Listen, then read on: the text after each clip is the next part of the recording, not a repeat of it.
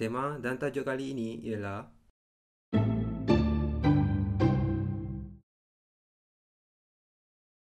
Hello semua, salam sejahtera. Hari ni aku ada beli satu barang. Aku nak kenalkan kat korang. Aku beli dekat kedai kamera bernama Big Camera. Dan aku tempah dan dia hantar kat rumah aku terus. Mari kita buka kotak dia.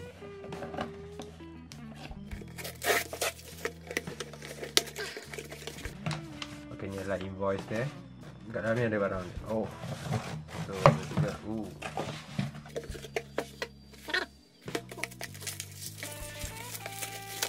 Yeay. Aku beli wearable camera dia Action Cam HDR AS300 daripada Sony.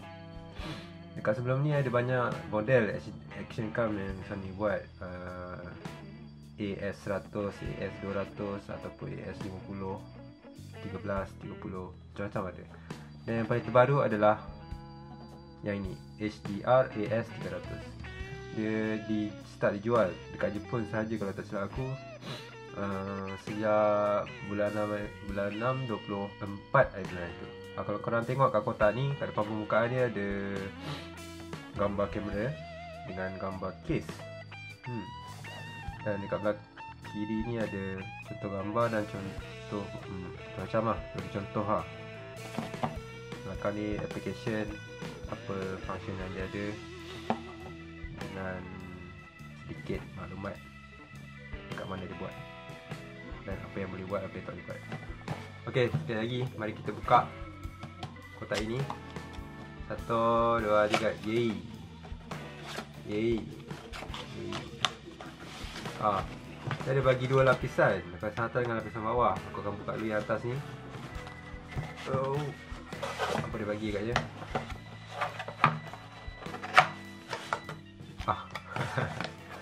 Ni aku buka last sekali lah. Aku buka di bawah sekali lah, ringan ni.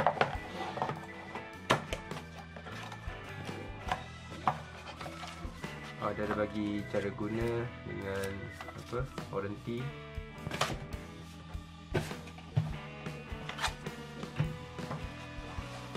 Stiker Action Cam.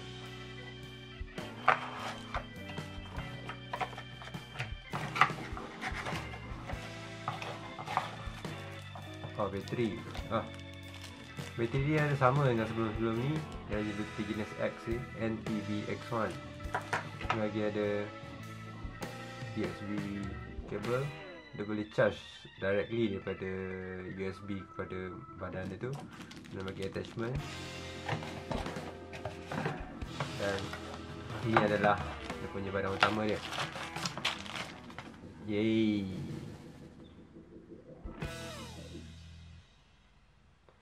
Sony dengan lens daripada Zeiss. Berat dia agak terasa lah. Aku akan bagi link kat bawah dia punya specification dia.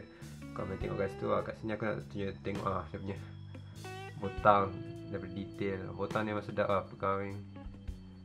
Ada butang hold, ada butang on off, dan butang mula record kat atas. Dan kat bawah dia ada untuk tripod. Ni bekas untuk case lah. Bekas untuk case underwater. Dan cara nak buka dia, buka dia sana. Ni adalah badan dia. Ni ada case waterproof dia. Okay. Tak masuk bateri pun masih terasa dia punya berat dia tu. Memang dapat rasa dia punya kekukuhan dia tu lah. Nanti kita tengok dengan detail dia. Seperti tadi aku dah tunjuk lah dekat waterproof dia juga. Kat sini ada butang untuk record. Dan sini ada lampu. Dan ni ada on off. Kanan dia untuk menu lah. Dia tak ada screen untuk keluar gambar tau. Screen ni adalah untuk kontrol menu saja. Macam GoPro lah. Ada setengah GoPro tu yang hanya boleh untuk kontrol menu kan. Ni butang atas bawah ada menu. Kat bawah ada lubang untuk tripod. dan ada tempat untuk HDMI. Itu kat belakang ni ada tempat untuk HDMI dengan USB, dengan ada butang juga untuk mikrofon.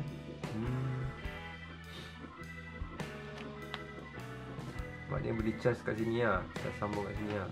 Atau kat sebelah kiri ni adalah untuk bateri. Dia siap ada lock lagi.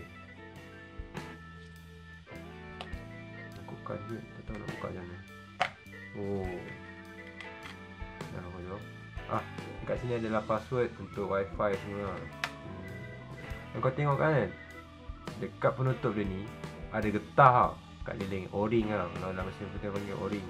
Maknanya benda ni dia tak sampai waterproof lah. Lepas tu dia water resist lah. Kalau kena hujan, kena air macam tu kan, boleh lah.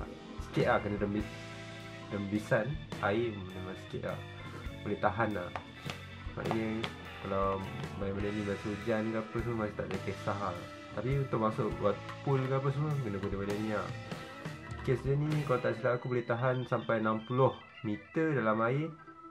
Waterproof lah. Memang kalau nak menyelam ke memang boleh guna kes ni terus lah. Tapi tu lah, tak dengar suara lah. Tak boleh mendengar suara ketika merekod lah kalau pakai kes ni. Jadinya kalau tu pakai yang biasanya terus pakai direct macam ni boleh lah. Kat depan ni ada speaker je. Dan kalau kau tengok kat dunia lens ni kan, Zeiss lens, bukan dari Sony. Memang Germany tu silap aku, Zeiss. Dan satu lagi, apa yang lain action cam ni dengan action cam sebelum-sebelum ni adalah dia memiliki balance optical steady shot. Maknanya sebelum ini untuk steady shot tu kan, dia menggunakan software tau. Maknanya dengan gambar yang dia ambil tu, dia guna software, dia betulkan lah, guna software. Tapi kali ini dia menggunakan optical secara automatik. Dekat dalam device ni, dekat dalam lens ni ada satu alat lah yang dapat control lens dekat dalam ni dengan sensor sekali. Bukan lens yang luar, lens kat dalam ni dengan sensor sekali. Dia control, bila kita gegar tangan kita tu, dia betulkan. Sebab yang paling utama lah, kenapa aku rasa nak beli sangat benda ni. Sebab kali ni adalah kali pertama lah action cam yang aku beli lah. Sebelum ni aku tak pernah memiliki action cam. Jadi aku rasa kalau aku beli satu, terus beli yang puas hati terus lah. Okay, kalau korang rasa video aku kali menarik, korang boleh tekan butang good kat bawah. Dan jangan lupa subscribe ke channel untuk tengok video-video seterusnya. Bye.